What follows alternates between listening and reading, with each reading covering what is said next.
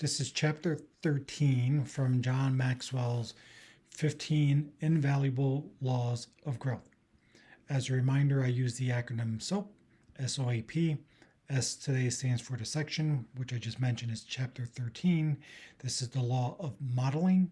O is your sharing of the 1 to 3 observations. So this is where you're reading the material and you will share between 1 and 3 observations that you made either directly or indirectly from the material. Directly means, for example, I read this chapter, I read this paragraph, I read this line, this sentence, and this is how it spoke to me. There are no wrong answers. It's your opinion. Or indirectly might be as a result of reading that or as a result of listening to someone. This is my takeaway. It reminded me of something else. I consider that to be your sixth sense. It's intuition. It's the quantum field. It's God. It's spirit. It's something outside of you speaking to you, sending you a message. And those are typically very important. I think they lead to great opportunities if you listen to them and follow them in a timely manner. A is application. So ask yourself, how can I apply this within the next 24 to 48 hours? And so what you're trying to do is convert the learning into long-term memorization, create a habit so then it's part of you, and then pass it forward. Ask yourself, based on my circle of influence, the people that I know, who else can I share this video with? Who can I share this lesson with? This might be the only opportunity that they have to hear this type of message. So take this as an opportunity for you to pass it forward. He starts off by saying, and this is on page 260 if you have the PDF. He starts it by saying, it is hard to improve when you have no one but yourself to follow. So this is true. At some point, yes, you should be leading yourself. You should be developing yourself. You should have accountability for your growth. It's nobody else's responsibility. It's a you and you alone deal. If it's meant to be, it's up to me. You've heard me say that before. But that doesn't mean that you can't use coaches, mentors, read books, listen to podcasts, listen to whatever it is, attend lectures. So you want to start following somebody else. You want to model their good behavior. So he says the most important personal growth phrase that you will ever hear from a good leader is follow me. So a bad leader will say the same thing, but you're talking about a good leader. A good leader is going to turn around and say, I've been there. I can show you the way. I can show you some shortcuts. I can show you how to be more effective, more efficient. And so a good leader really wants to empower other people. My first observation is on page 264. So he's talking about a good mentor being available. It says a quote by Andrew Carnegie, who says, as he grew older, I would pay less attention to what people said. I just watch what they do. So we all know that the good book says, you shall know them by their fruits. So this is something that I have paid attention to as well. I don't listen as much as I used to what people are saying, just looking at what they're doing. I'm looking at the results. So what I wrote is that in terms of your development, if you put a little bit in, you're going to get a little bit out. If you put a lot in, you're going to get a lot out. So when it comes to modeling, you want to pick, for example, somebody, a good mentor, a good coach, a good teacher who has the characteristic, the talent, the attribute that you desire. There might be other parts of them that you're not crazy about, but they might have something that you desire. For example, they may be an excellent public speaker and you want to develop that talent. So you want to model them. You don't want to be them. You always want to be the best version of yourself, but you want to model that particular character trait that they have. And so I think that you should invest in yourself. One ballpark number, and I know it's going to be a large number for most people, but I want you to think about in terms of a future target is invest 10% of your annual income on yourself. This is not 10% in finances. You can do that too, but start investing a significant amount of your annual income on yourself. So what I wrote, I believe the mentoring is better when you have to pay. And the reason I think that you should financially pay, not your company, not your organization, because when you're paying out of pocket, you're paying a lot more attention. You've got skin in the game. Now you have an investment. So it doesn't mean that you don't want your employer to participate or to pay for some things. But even if they're doing that, I think that you should make a commitment to yourself and pick something that literally costs you money. Yes, it costs you time and that's an investment, but I'm talking about spending some dollars on yourself because that's going to make a big difference, in my opinion. It's made a significant difference in my life. I wrote that as a mentor or or coachable person, be the type of person who takes the advice that you give to others. So I do a lot of coaching mentoring, and some of you do the same thing. But ask yourself, do you give the advice or take the advice that you give to other people? If you're honest with yourself, the answer is not always. And so you want to be cognizant of that. It's like I'm giving these people advice, but am I actually following that advice? Am I actually doing what I'm asking them to do? Because you want to lead by example. And then the last thing I have this, it's an example. It's like if you're learning karate, you don't need a black belt to teach you. A green belt will still kick your butt. So in other words, if you look at a ladder, and let's say, for example, you are the first rung at that ladder, you don't need a person who's 50 rungs away. You don't need the best in that area. You need somebody who's higher than you are, who has a higher level of awareness, so they can teach, train, mentor, coach you to get higher up on the ladder. So you don't need the best person. Sometimes the gap between where you are and that person is too great, and there's not going to be an alignment. And I've had that happen to me personally with the coach. On the other hand, let's say, for example, if you're coaching somebody, or you're wondering, I'd like to coach somebody, but I'm not ready. I'm not there yet. I don't have the skills yet. Same thing applies. If you look at where you are, let's say, for example, you are on the second rung of the ladder, you can help the people that are on the first rung. You can help the people that are not even on the ladder yet. So you can go ahead and just turn around, extend your hand, give them a hand, lift them up, and help them.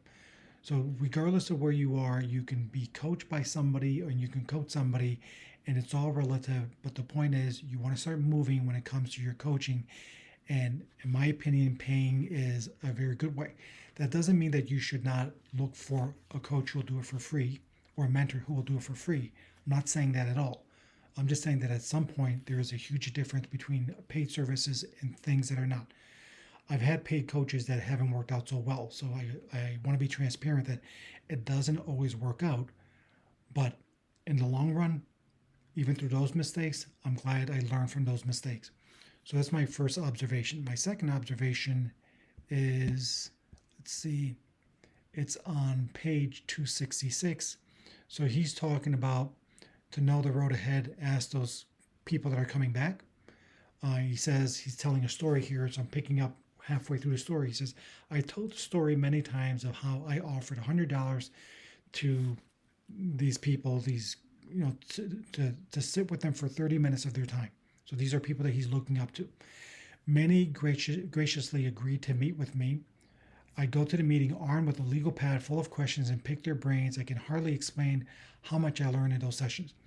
So, for example, you might look at somebody that you really admire, really respect, and you want to kind of sit with them. But you want to be honorable of their time. You may say, hey, Rich, can I take you out to lunch? I'll treat you. Rich, can I take 30 minutes of your time and I'll pay you $100 or $200, whatever it is that's an appropriate amount that you can afford. And this shows that person that you're serious. And a lot of times, oftentimes, they won't even accept the money. They'll say yes because they appreciate the effort. They see your intentions here. So what I wrote is that why do we make the mistake of asking people with no proven performance record for their advice? So think about it. How many times have you asked for advice from somebody who has an opinion? You've heard the expression, opinions are like belly buttons, everyone has one. But basically, the person has no proven record. They're not an expert in an area. So sometimes you're better off paying an expert than asking your dumb brother-in-law for advice. They're going to give you advice. They're going to give you an opinion, but they just don't have a proven success record in that area. Perhaps they don't even have proven success record in any areas, so don't make that mistake. If you're, for example, have a medical condition or you want to learn about finances, you don't want to see an average doctor or an average finance person or an average career person. You want the best doctor, or certainly a better doctor. You want the best finance person that you can afford. So this is not contradicting what I said earlier in terms of getting a coach or mentor that's multiple levels ahead of you. But this is in terms of as you're starting to think about who do I want, I'm going to go to a subject matter expert in that area, an SME, somebody who's a couple rungs ahead of me and somebody who has demonstrated some degree of competence in that area. And then finally, my third observation, he's talking about a good mentor possesses wisdom. So I'm going to read the story because I think this is such a really good story, and hopefully this can resonate with many of you. So he says there's a well-known story of an expert who was called by a company to look at their manufacturing system. It had broken and everything was at a standstill. So their system is broken, not working. When the expert arrived, he carried nothing but a little black bag. Silently, he walked around the equipment for a few minutes and then he stopped. As he focused on one specific area of the equipment, he pulled out a small hammer out of his bag and he tapped that area gently. Ding, ding. Suddenly, everything began running again and he quietly left. The next day, he sent a bill that made the manager go ballistic. It was for $1,000. Quickly, the manager emailed the expert and wrote, "I will not pay this outrageous bill without it being itemized and explained." So the person replies with an explanation, and he writes that for tapping on equipment with hammer, $1. For knowing where to tap, $999. So what's the point? What's the takeaway? So what I write is wisdom is an experience without the emotion. Number one, when you're talking about a person with wisdom, they have experience. Now, a person might go through some traumatic event where they have experience and they're still holding that onto that event. They're emotionally evolved. But once they can release the emotional event, now they can go back, reflect on it, and they develop wisdom. So in this case, we're talking about this person has the wisdom. He's learned from all his mistakes, all his successes. And so now he knows how to go in, how to analyze, how to assess, how to evaluate, and determine where to tap on the equipment. And so you might think sometimes, for example, I'm not going to pay this SME, this expert, $1,000. Instead, I'm going to pay this person $250 because it costs less. It might seem like they cost less in a short run, but in the long run, they may not, because the person for $250 might take them 10 hours to do the work, and it will not be complete. So $250 times 10, that's greater than $1,000. And so sometimes what you're actually paying for is the person's inexperience and the person's mistakes, because if they did it wrong, if they do it incorrectly, if they don't complete the job, you still have to turn around and hire the SME.